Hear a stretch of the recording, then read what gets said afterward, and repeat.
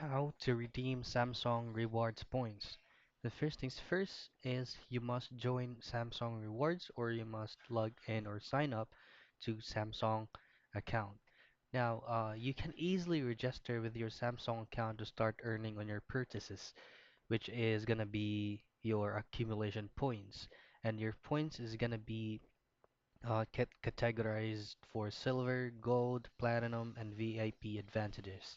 Now, those points can be redeemed for maybe either of those items from shop, or mobile, TV and audio, appliances, accessories, and many more.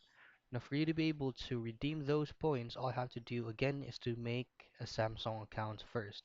And of course, you have to have a Samsung device for you to be able to link in your account to these rewards.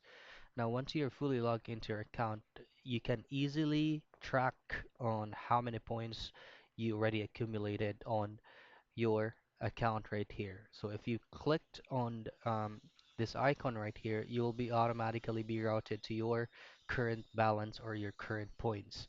And to redeem those, there will be requirements and there will be a threshold in which you have to reach first before you can redeem that points. So those are the steps on how you can redeem your Samsung points or rewards.